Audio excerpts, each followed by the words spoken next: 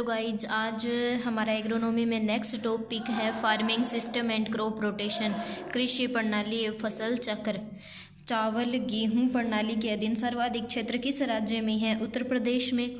उपयुक्त अरहर गेहूं क्रम के लिए उपयुक्त किस्म कौन सी है? उपास 120।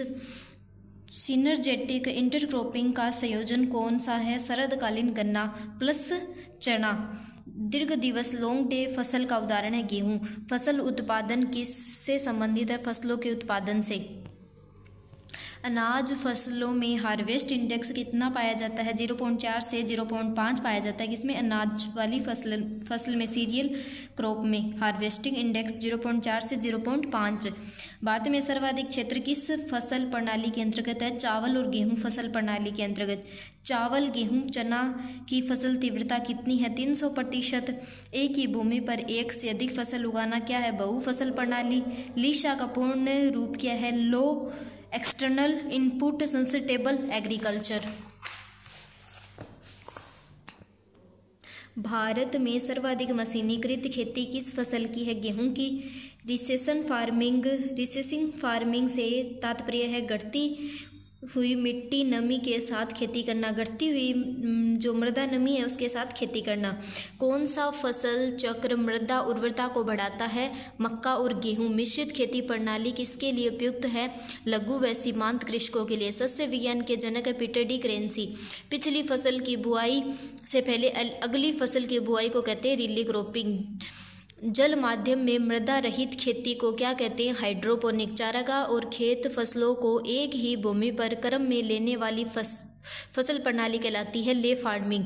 चारागाह और खेती फसलों को एक ही भूमि पर लेना ले फार्मिंग। कॉन्टेंट फार्मिंग किसके बीच का समझौता है? उत्पादकों और प्रायोजक कंपनियों के बीच। ये भी मोस्ट क्वेश्चन है। एक ही भूमि पर एक ही फसल को बार बार उगाना मोनोक्रॉपिंग कहलाता है।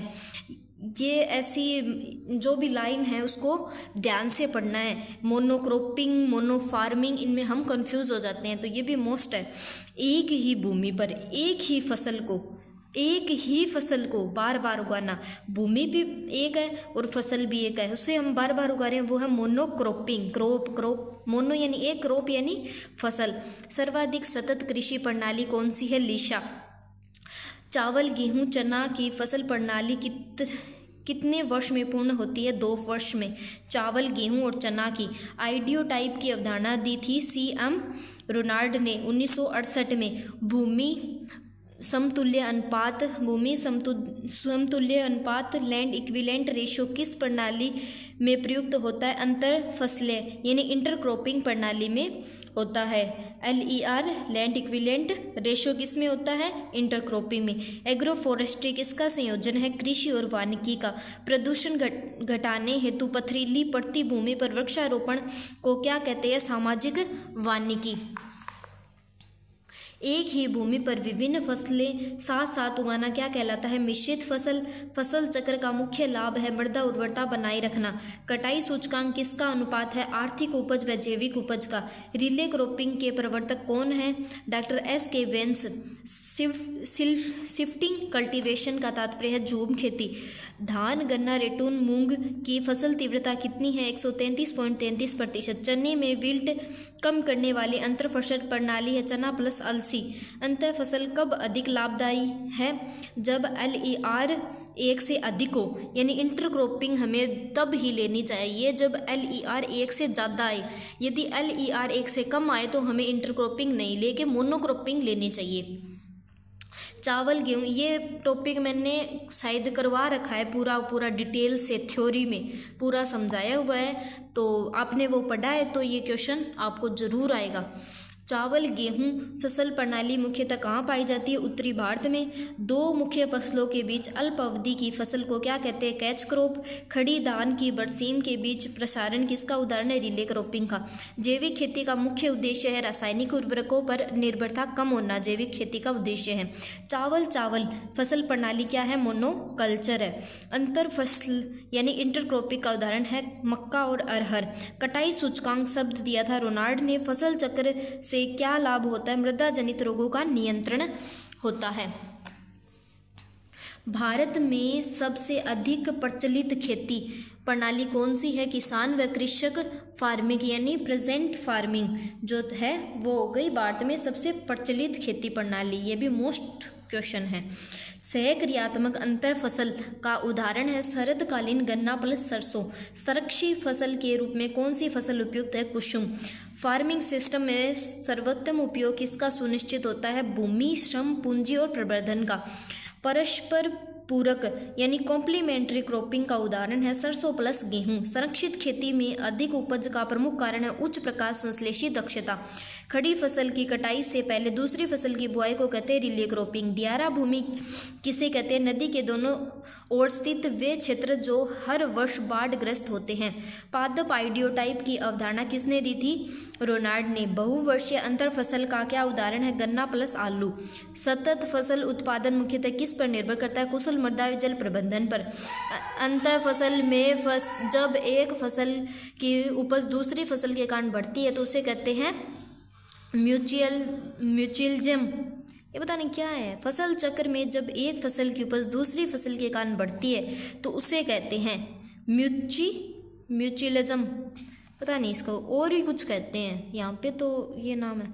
रिले क्रॉपिंग का उदाहरण क्या है? मक्का, आलू और गेहूं। सतत कृषि किससे संभव है? अधिक दक्षता, अधिक तकनीकी दक्षता। सतत कृषि इससे संभव है अधिक तकनीकी दक्षता से। एग्रीकल्चर शब्द किस भाषा से लिया गया? लैटिन से। सक्रिय फसल क्षेत्र और शुद्ध फसल क्षेत्र यानी ग्रोस क्रॉप एरिया और नेट क्रॉप एरिया का अनुपात क्या है? Cropping intensity. उपज लाभ मापने की सर्वाधिक उपयुक्त विधि है भूमि समतुल्य अनुपात। 15 वर्ष पुरानी आम बाग में सर्वाधिक उपयुक्त अंतर फसल है हल्दी। बेस फसल के साथ कतारों में 2 या अधिक फसलें एक साथ उगाना कहलाता है अंतर फसल। कुल खेती क्षेत्र के प्रतिशत रूप में सभी फसल क्षेत्रों के योग को क्या कहते हैं? Multiple cropping index. इंटरक्रॉपिंग का आशय वैकल्पिक कतारों में एक साथ 2 या अधिक फसलों की खेती करना। मूंगफली, अरहर, गन्ना की फसल चक्र तीव्रता कितनी है? 150%। ये निकालना आना चाहिए। फसल चक्र वाले टॉपिक में मैं थ्योरी क्लास में करवा दूंगी तो आपको अच्छे से आ जाएगा। झूम चक्र, शिफ्टिंग चक्र 5 वर्ष से कम क्यों हो गया है? आदिवासी कृषकों की जनसंख्या वृद्धि के कारण। कोल फसलें, कंद फसलें, दलहनी किस शाखा के अंतर्गत आती है? ओलेरीकल्चर में। व्यक्तिगत वृक्ष, झाड़ियां, बेलों, काष्ठीय पौधे का अध्ययन कहलाता है आर्बोरिकल्चर। एकल फसल के अंतर्गत 40 हेक्टेयर के लिए उपयुक्त ट्रैक्टर आकार कितना है? 20 से 25 HP। क्षरण नियंत्रण हेतु समोच्च फसल चक्र का संयोजन क्या कहलाता है? Strip cropping. वर्ष भर एक फसल क्रम व स्थानीय व्यवस्था क्या कहलाती है? Cropping pattern. पत्ती क्षेत्र व भूमि क्षेत्र का अनुपात क्या कहलाता है? Leaf area index. कुल खेती क्षेत्र के प्रतिशत रूप में सभी फसलीय क्षेत्रों के योग को क्या कहते हैं? Cropping intensity. अंतर फसल किस जोखिम के विरुद्ध बीमा का कार्य करती है? फसल विफलता। एकीकृत कृषि प्रणाली का अर्थ है 2 या अधिक उद्यमों का एकीकरण करना। एग्री सिल्वीकल्चर में सम्मिलित है कृषि फसलें और वानिकी फसलें। भारतीय कृषि की विशेषता क्या है? मौसमी वर्षा पर निर्भरता। एकीकृत उद्यानिकी विकास मिशन MIDH कब आरंभ हुआ? 2014-15 में। फसल व पशु उत्पादों के औद्योगिकृत उत्पादन को क्या कहते हैं? Manufacture agriculture. इंटरक्रॉपिंग के जैविक सूचकांक में एकल फसल के अपेक्षित उपज किससे संबंधित है? एग्रीसिविटी। एक ही क्षेत्र में क्रमिक रूप से फसलों की श्रृंखला उगाना क्या कहलाता है? फसल चक्र।